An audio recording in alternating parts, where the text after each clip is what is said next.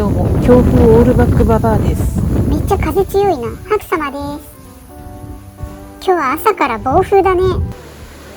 川の水は穏やかなんですけどね。昨夜は雨が降ってたけど水量そんなに上がってないね。いつもよりちょっと満ちてる感じかな。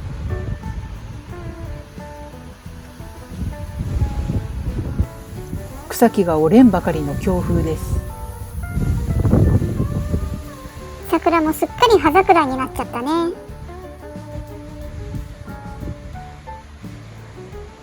葉桜に思いを馳せながら今日のパン粉ね。木桜ね。前日に生地の材料を全部軽く合わせて一晩経つとこねやすくなります。粉っぽさが残ってても放置してれば水分が回ってベタつきがなくなるらしい。こねるのって乳酸が溜まって大変だもんね。おはようみーちょ。毎朝ババアがうるさくてごめんね。本日も安売り卵ゲット。ちょっと寝袋を片付けたいんですが。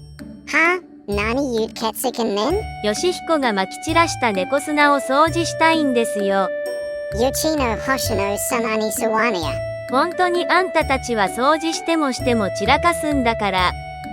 最近トイレが大きくな快適やわ。トイレサイズを倍にしました。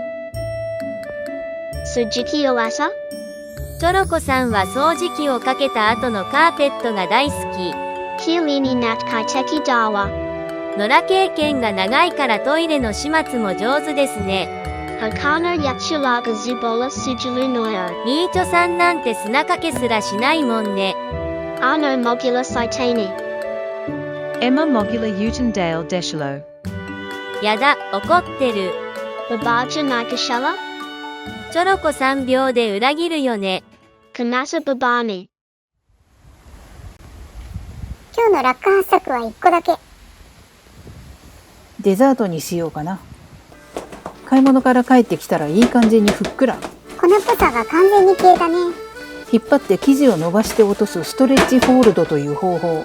これだとあんまりこねなくていいね。筋力弱々ババアに最適な方法です。その代わり発酵時間はかかるけどね。でも一晩放置するだけだしね。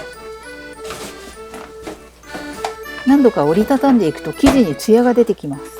で、今日は何を作るの？今日はね、白猫のパンを作ります。僕のパン？このチャンネルでは週末のみ、ここ川沿いリバーサイド、略してカーリバで米ぬかを使った低糖質な料理をご紹介しています。糖尿病発覚当時、血糖値が300超えだったババアが主食を米ぬか入りのパンに置き換えることで、今はインスリンも経口薬も一切なし、ほぼ寛解レベルで血糖値を維持しています。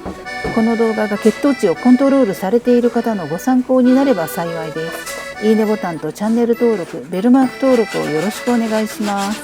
コメント欄にもご意見ご質問などいっぱい書いてね。本日の記事は米ぬか 20%、加水率 65%。記事の分量は概要欄を見てね。以前に猫型のパンを作ったけど、その白パンバージョンです。白っていうか茶色だけどね。それは米ぬか入りの生地だからしょうがないですね。生地を8等分にして丸めます。今日の酵母も元気だね。我が家のサワーシュ酵母のさわこちゃんは元気ピチピチですね。手触りもふんわりちょうどいい。これから暖かくなるからパンの発酵も楽になるね。8個を丸め終わったらベンチタイム。おやすみ生地。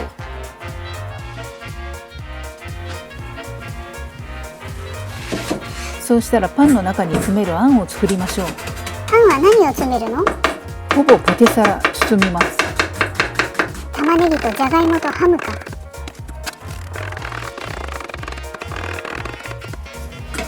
玉ねぎ多すぎたな。まあどうせ余ったらおっさんのおつまみになるんでしょ。以前猫型パンにウインナー1本丸ごと詰めたらめっちゃ横広の猫パンになったから、その失敗を教訓にしています。一応学習はしてるんだね。おっと、ざる部分取るの忘れてた。もう何やってんの？レンチンしたての熱々のじゃがいもを潰します。ほんとこの容器便利だよね。さつまいもふかし専用容器なんですけどね。野菜蒸したりキャベツの千切りストップしたり大活躍じゃん。チーズとマヨを入れたほぼポテサラを熱いうちに混ぜ合わせます。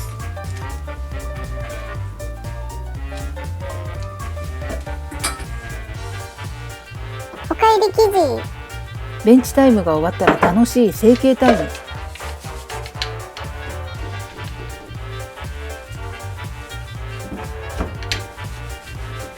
ビタンビタンと生地を伸ばします。綿棒の意味。ほぼポテサラあんをたっぷりと包み込みます。もうポテサラでいいよ。そうしたら細長く包んでいきます。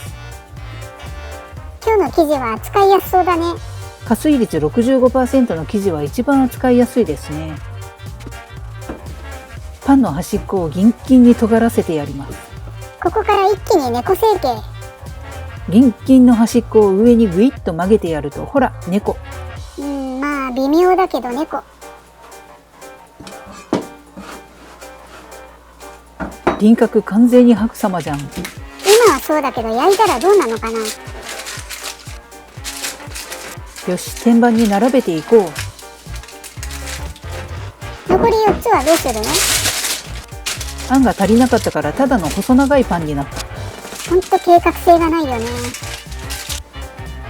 クープとか入れちゃおう。バゲット風に仕立てようとしている。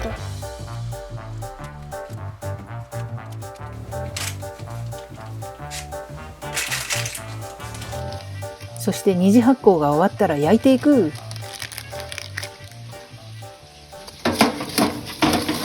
白パンの上下2段焼きって難しいんじゃない？でも時間ないしなんとかなるでしょう。適当で草。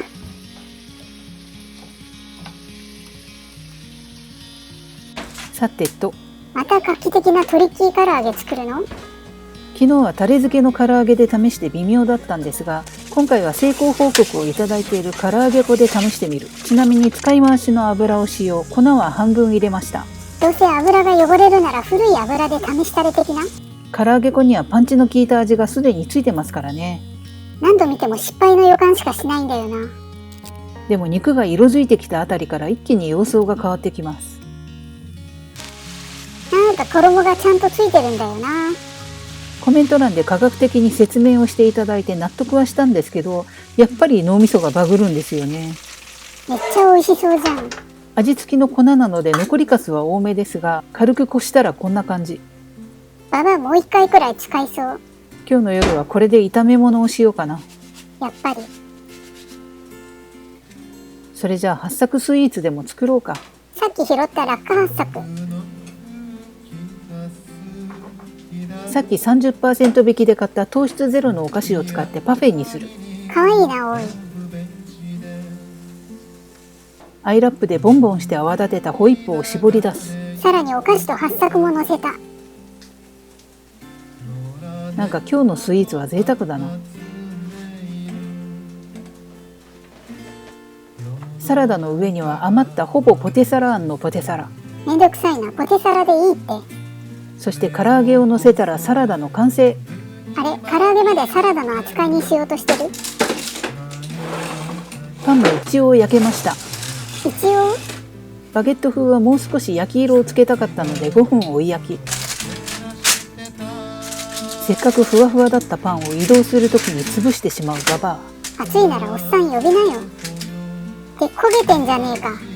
大丈夫、ババアが焦げを認識しないならこれはまだ焦げてないんです。うぜえ。90% カカオのチョコで顔を描く。ねえ、僕の顔ちょっと変じゃない？なかなか難しいですね。ちゃんと練習した？ババアがするわけないか。でもほら、初めてにしてはいい感じじゃないですか？いい感じじゃないですね。ラスト1個は旦那氏にバトンタッチ。上手に書いてよ、おっさん。いや、誰だよこれ。なんだか得体の知れないドラ猫を描いてしまいましたね。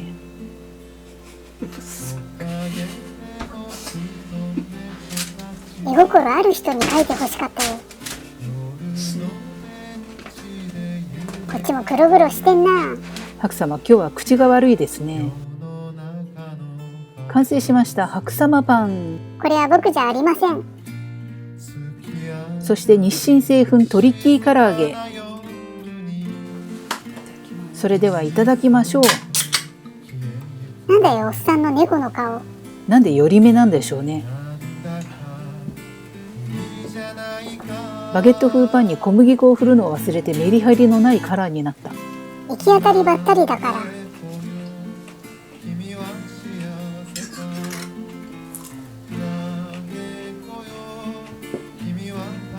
それじゃあパンを食べてみようかな。なんか腹立つ顔してんな。でもおっさんのパンが一番腹立つわ。ほら、ほぼポテサラ風あんがぎっしり。柔らかくて美味しそうじゃん。腹立つけど。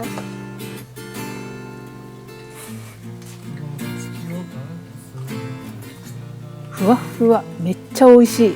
顔を食べられるのってなんか微妙な感じ。白様のおでこのとこ美味しいよ。言い方やめて。アンパンマンの気持ちがわかる気がするよ。そして日清製粉トリッキー唐揚げ。そのネーミング日清から怒られない？お肉に味が染みててめっちゃ美味しい。唐揚げ粉で作れるのはポイント高いよね。あれくらいの油量だったら処分も簡単だし、ババアみたいに炒め物に使ってもいいし、やっぱババアはもう自分で作る唐揚げは一生これでいいや。ババは手軽さを重要視するタイプだからね。白様パンと唐揚げ美味しかった。また見てね。あれは僕じゃないけどね。バイバイ。